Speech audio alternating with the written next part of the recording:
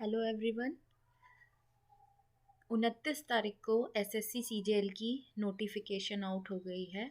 सो आइए देख लेते हैं क्या कुछ वैकेंसीज़ हैं उसमें, क्या उसके लिए एलिजिबिलिटी है, who all can apply and last date के रिगार्डिंगली। सो सबसे पहले तो ये स्टाफ सिलेक्शन कमीशन ने ये वैकेंसी का जो नोटिफिकेशन है वो 29 तारीख को निकाला है। देन यहाँ पर आप देख सकते हैं जो लास्ट डेट है सबमिशन की कब से लेके कब तक होगा। 29 दिसंबर 2020 से लेकर 31 जनवरी 2021 तक आप अप्लाई कर सकते हैं। ऑनलाइन एप्लीकेशन जो है वो 31 तारीख तक लास्ट डेट है। ऑनलाइन फ़ीस पे करने की जो लास्ट तारीख है वो 2 फरवरी 2021 है। ऑफलाइन जो चालान बनना है वो 4 फरवरी 2021 तक लास्ट दिया जा सकता है। जो पहला एग्ज़ाम होगा वो 29 मई 2021 से लेकर 7 जून 2021 के बीच में होगा।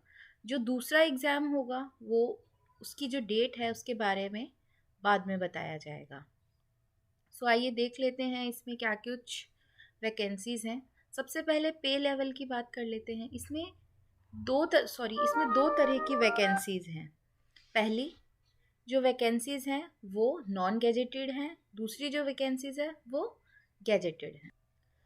सो पहली जो वैकेंसी हैं वो लेवल 8 पे लेवल पर है, जिसमें बेसिक पे जो होगा वो 47,600 से शुरू होगा और आगे जाते जाते वो 1,51,100 रुपये तक जाएगा। सो पहली जो पोस्ट कौन कौन सी वैकेंसीज है, असिस्टेंट ऑडिट ऑफिसर की है, देन असिस्टेंट अकाउंट ऑफिसर की है। देन इसके अलावा पे लेवल 7 में जो 44,900 से बेसिक स्टार्ट होता है और 1,42,400 तक है, उसमें असिस्टेंट सेक्शन ऑफिसर की पोस्ट है। देन जो ग्रुप बी में आता है, अधिकतर वैकेंसीज की एज लिमिट 30 ईयर्स तक की है। ये सारी वैकेंसीज है। आप इस नोटिफिकेशन को एसएससी सीजीएल की जो ऑफिशियल वेबसाइट है वहाँ से डाउनलोड कर सकते हैं।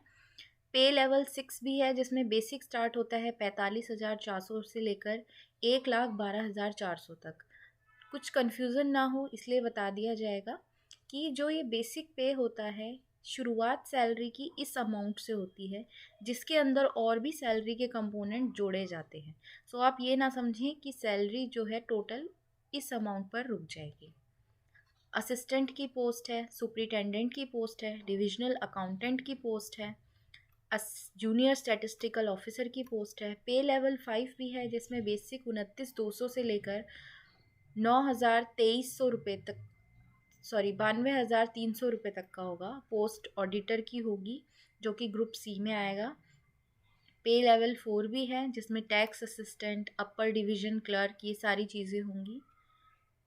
देन यहाँ पर कुछ डिसेबिलिटीज़ के लिए जो है अलाउड है, जैसे कि ब्लाइंडनेस है, अगर लो विज़न है, डेफ है, सुनने में प्रॉब्लम है, मुश्किल है सुनना, कोई लोग को चलने फिरने की कोई डिसेबिलिटी है, लेप्रोसी से ठीक हुआ इंसान है, हाइट कम है, एसिड अटैक का कोई विक्टिम है, मेंटली कोई पर्सन जो है उसको कोई इश्यूज़ हैं, सेरिब्रल पाल्सी, मसल्स की कोई प्रॉब्लम है, मल्टीपल डिसेबिलिटीज़ हैं। सो यहाँ पर आप वैकेंसी वाइज देख सकते हैं कौन कौन सी डिसेबिलिटीज़ जो हैं वो अलाउड है। फाइनल जो डिसीज़न होगा डिसेबिलिटीज़ के रिगार्डिंग कैंडिडेचर का, वो जो डिसीज़न एसएससी के पास है।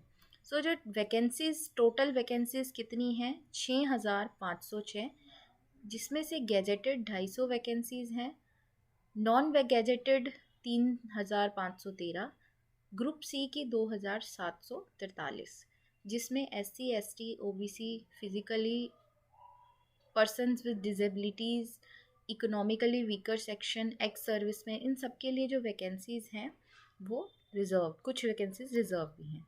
इसमें कौन कौन अप्लाई कर सकता है? इंडिया का सिटीज़न, नेपाल, भूटान, तिब्बत का रिफ्यूज़ी, जो इंडियन ओरिजिन का इंसान हो लेकिन इन कंट्रीज़ के अंदर रहता हो, ये लोग अप्लाई कर सकते हैं। एज लिमिट अलग अलग पोस्ट के लिए, मोस्टली के लिए 7 ईयर्स हैं और 27 ईयर्स भी हैं।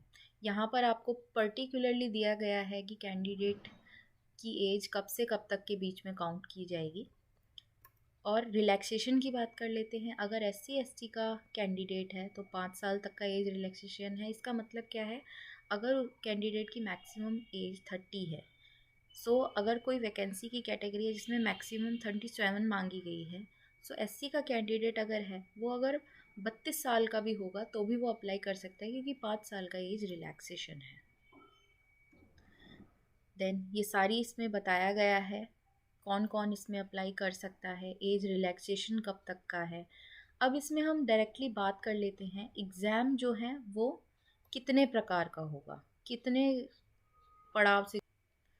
काफ़ी सारे एग्ज़ाम सेंटर जो हैं इसमें एक कैंडिडेट चूज़ कर सकता है अपनी प्रेफरेंस के अकॉर्डिंगली। जैसे कि यहाँ सेंट्रल रीजन जिसमें बिहार और यूपी आता है, वो इनमें से चूज़ कर सकते हैं। देन ईस्ट रीजन है, वो इनमें से चूज़ कर सकते हैं। अंडमान निकोबार, झारखंड, सिक्किम, वेस्ट बंगाल के कैंडिडेट्स। कर्नाटका के हैं तो इनमें से चूज़ कर सकते हैं। मध्य प्रदेश। तो काफ़ी सारे रीजन्स में इनको डिवाइड किया गया है अपनी सूटेबिलिटी के। अब बात कर लेते हैं एग्ज़ाम की। इसके एग्ज़ाम टोटल 4 फेजेस में होगा। टायर 1, टायर 2, टायर 3 और टायर 4। टायर 1 और 2 जो होगा उसकी स्कीम क्या क्या क्या उसमें आ सकता है, एग्ज़ाम में आएगा। टोटल 100 क्वेश्चंस होंगे, जिसमें जनरल इंटेलिजेंस रीजनिंग होगी, जनरल अवेयरनेस होगा, क्वांटिटेटिव एप्टीट्यूड होगा, इंग्लिश कॉम्प्रिहेंशन होगा। 1 घंटे का टेस्ट होगा, यानी आपको 60 मिनट में 100 क्वेश्चंस करने होंगे। देन जो टायर 2 होगा उसमें टायर 2 के अंदर क्वांटिटेटिव एबिलिटीज़ आएंगी, इंग्लिश लैंग्वेज होगी, स्टैटिस्टिक्स होगा और जनरल स्टडीज़ होगी। देन टायर 2 और टायर 1 जो है उसमें MCQs आएंगे, मल्टीपल चॉइस क्वेश्चंस आएंगे। टायर 1 में नेगेटिव मार्किंग होगी 0.50 की हर रॉन्ग आंसर के लिए। टायर 2 में 1/4 नंबर जो है वो काट लिया जाएगा। पेपर 3 जो होगा वो उन कैंडिडेट्स के लिए होगा। पेपर 3 के अंदर सब्जेक्टिव क्वेश्चंस आएंगे, पेन और पेपर के थ्रू एग्ज़ाम होगा, जिसमें ऐसे दिए जाएंगे, प्रेसिस दी जाएंगी, लेटर लिखना हो सकता है, एप्लीकेशन लिखना हो सकता है। मैक्सिमम मार्क्स 100 होंगे। अगला स्किल टेस्ट होगा जो कंप्यूटर प्रोफिशिएंसी टेस्ट करने के लिए होगा और डाटा एंट्री स्पीड टेस्ट करने के लिए होगा। जिन्होंने भी ग्रेजुएशन कंप्लीट किया हुआ है वो इस पोस्ट के लिए अप्लाई कर सकते हैं। Thank you.